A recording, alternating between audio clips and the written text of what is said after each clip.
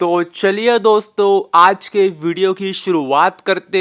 और आज आपने देखा होगा मतलब कल के दिन क्या जोमेटो की शेयर में अच्छी खासी मतलब गिरावट थी। और देख सकते हैं आप उसका पहले से ही मतलब गिरावट चल चल रही थी और अंत तक देखेंगे तो गिरावट ही रही। और अगर आप देखेंगे तो कंपनी छोटी मोटी नहीं, काफ़ी बड़ी कंपनी है, 1 लाख करोड़ की मार्केट कैप वाली कंपनी है। तो देख लेते हैं क्या न्यूज़ आई है।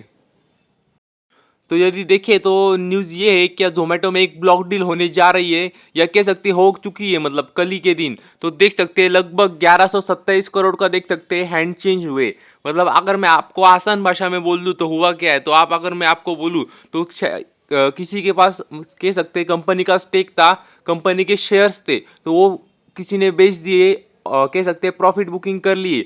तो जो कंपनी मतलब जो रहते हैं वो बड़े इन्वेस्टर रहते हैं काफ़ी, तो उनके पास ऐसे 100-200 शेयर या फिर 1000 शेयर्स नहीं होते, उनके पास लाखों करोड़ों शेयर्स होते हैं। तो मतलब इसको इसको ही ब्लॉक डील कहते हैं मतलब। और जब वो मतलब बेचते हैं तो कोई ना कोई खरीदने वाला भी चाहिए, नहीं तो फिर अगर एक साथ इतने शेयर बेचेंगे तो कंपनी में लोअर सर्किट भी लग सकता है। तो इसी कहते हैं मतलब ब्लॉक डील। तो देख सकते हैं आप, तो 9.35 करोड़ शेयर्स कह सकते हैं एक्सचेंज हुए, मतलब किसी ने प्रॉफिट बुक किया है। और किसी ने क्या, मैं वो भी दिखाऊंगा किसने किया है। और इसी के साथ अगर आप देखेंगे तो देख सकते हैं जो ट्रांजैक्शन वैल्यू है वो 1127 करोड़ की है। और जो एवरेज प्राइस है जिस पे बेचा है वो देख सकते हैं 120.5 रुपीज़ पर शेयर है।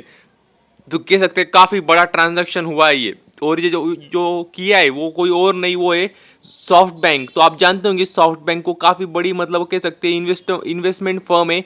तो उन्होंने इन्वेस्ट किया था, तो जोमेटो में उन्होंने इन्वेस्ट नहीं किया था, उन्होंने इन्वेस्ट किया था ब्लिंकिट में। जो कि जोमेटो ने कुछ समय पहले वो कंपनी मतलब अपने अधिग्रहण में ले ली, खरीद ली कंपनी ब्लिंकिट को, कुछ समय पहले जोमेटो ने खरीद ली थी उसी के साथ। तो फिर आप देखेंगे तो सॉफ्ट बैंक को कुछ शेयर्स मिल गए जोमेटो के भी, तो वो उसी का उन्होंने प्रॉफिट बुकिंग की है। तो कह सकते हैं काफ़ी ज़बरदस्त और बड़ी डील थी मतलब देखा जाए तो ये।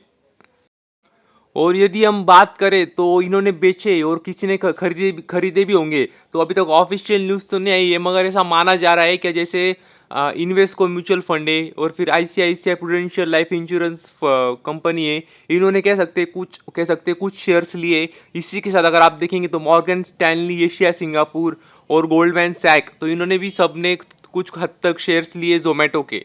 तो देखना होगा आने वाले समय में कोई ऑफिशियल न्यूज़ आती है क्या, किसने कितने स्टेक लिया है जोमेटो में। और यदि हम आगे बात करें तो देख सकते हैं विप्रो के लिए कह सकते हैं न्यूज़ आई है, जो कि कह सकते हैं काफ़ी अच्छी न्यूज़ बात नहीं है, काफ़ी अच्छी न्यूज़ नहीं है। तो अगर आप जानते होंगे जो उनके जो सीजीओ थे मतलब चीफ ग्रोथ ऑफिसर, तो उन्होंने कह सकते हैं अपना रिजिग्नेशन दे दिया है।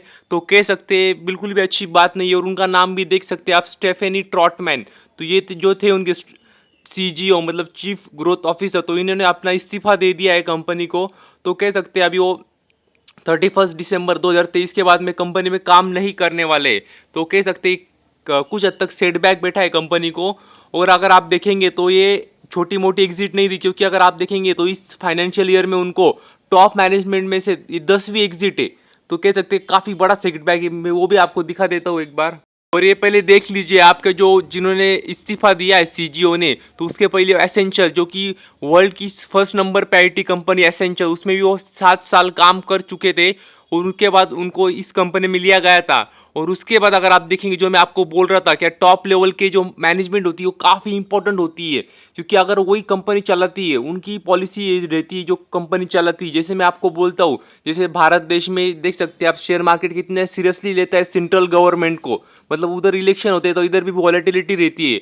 वैसा ही क्योंकि देश की पॉलिसी वो बनाते हैं, वैसे ही अगर आप देखेंगे तो कोई भी कंपनी टॉप मैनेजमेंट जो होती है वो काफ़ी इंपॉर्टेंट होती है, क्योंकि वही कंपनी चलाती है, वही पॉलिसीज बनाती है। तो इसी की वजह से अगर आप देखेंगे तो काफ़ी बड़ा धक्का माना जा रहा है विप्रो के लिए, क्योंकि जो रेजिग्नेशन आया है वो काफ़ी मतलब ऐसा नहीं कि अकेले, क्योंकि उसके पहले अगर आप देखेंगे पूरे फाइनेंशियल ईयर में तो 10 टॉप लेवल के एग्जिट हो चुके। देख सकते हैं उन्होंने नाम भी दिए, तो देख सकते हैं जतिन दलाल जो थे वो चीफ फाइनेंशियल ऑफिसर थे, तो उन्होंने भी इस्तीफा दे दिया था। और वो ऐसे वैसे नहीं, काफ़ी मतलब 21 सालों से वो कंपनी में थे। और उसके बाद उन्होंने एग्जिट मतलब ले लिया था। तो कह सकते हैं काफ़ी मतलब ये महत्वपूर्ण बातें होती है। और उसी के साथ अगर और भी देखें तो देख सकते हैं chief operation officer Sanjeev Singh, उन्होंने भी इस्तीफा दे दिया था। और इतना ही नहीं, आप वो देख सकते हैं बड़ी लिस्ट है उनके यहाँ पे। अगर आप और भी आगे देखेंगे तो देख सकते हैं इंडिया के जो हेड थे सत्या ईश्वरन, उन्होंने भी इस्तीफा दिया था। और वाइस प्रेसिडेंट गुरविंदर सानी, उनका भी देख सकते हैं।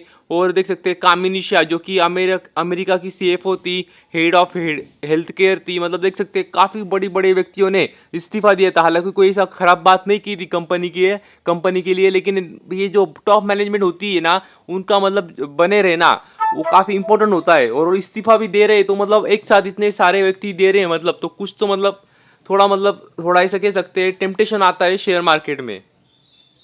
और यदि हम आगे देखें तो देख सकते हैं इस कंपनी का नाम है आईआरबी इंफ्रास्ट्रक्चर डेवलपर्स लिमिटेड। तो देख सकते हैं इस कंपनी में कह सकते हैं एक अच्छा मूड चल रहा है कंपनी का, रोज मतलब देख सकते हैं अच्छी खासी तेजी कंपनी में। और पिछले 6 महीनों में 42% के रिटर्न बना के दिए। और अगर आप पिछले 5 साल भी देखेंगे तो देख सकते हैं 161% के रिटर्न दिए।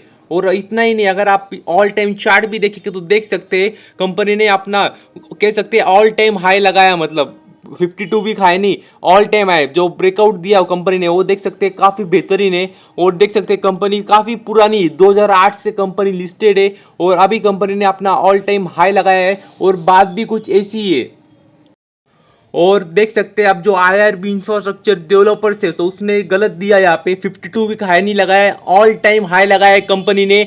और देख सकते हैं जैसे कि नाम में तो कंपनी इंफ्रास्ट्रक्चर में काम करती है, तो देख सकते हैं जो इंफ्रास्ट्रक्चर में काम करती है तो उसी वजह से उनकी अच्छी न्यूज़ आई है। तो देख सकते हैं जो उनके आंकड़े, जो उनको टोल आता है मतलब, तो वो कह सकते हैं 20% बढ़ चुका है। अगर आप ईयरली कंपैरिजन करेंगे तो कह सकते हैं काफ़ी अच्छी और बेहतरीन बात है। तो देख सकते हैं अगर आप तो नवंबर मंथ का देखेंगे तो उनको जो कलेक्शन हुआ है वो 437 करोड़ है इस महीने का, मतलब नवंबर मंथ का इस साल का।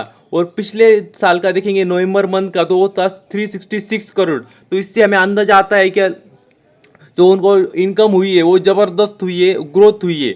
तो कह सकते हैं काफ़ी अच्छी बात है। और इसी की वजह से अगर आप देखेंगे तो कंपनी ने अपना ऑल टाइम हाई लगाया है और तेजी अभी भी बरकरार है। और सिर्फ इतना ही नहीं है, उन्होंने वो भी कहा है कि उनकी जो सीईओ है अमिताभ मुरारका, उन्होंने कहा है कि हम कंटिन्यूस राइज देख रहे हैं और आगे भी भविष्य में ऐसी राइज रहने वाली है। तो कह सकते हैं काफ़ी अच्छी और बेहतरीन बात है, क्योंकि जो कंपनियां होती हैं इनका जो ऑपरेशन होता है वो होता है बीओटी, मतलब बिल्ड ऑपरेट और ट्रांसफर, मतलब काम कर देती है, टोन लगा देती है और फिर सिर्फ पैसे छापने का काम करती है।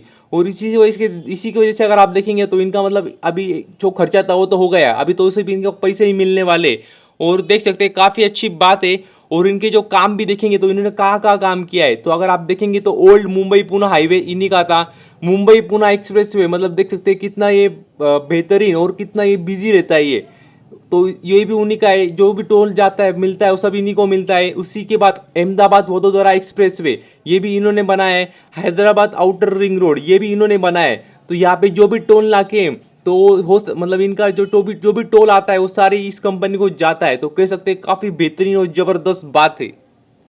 तो बस अभी के लिए इतना ही। Thank you very much. और भी ऐसे ही वीडियोस देखते रहिए।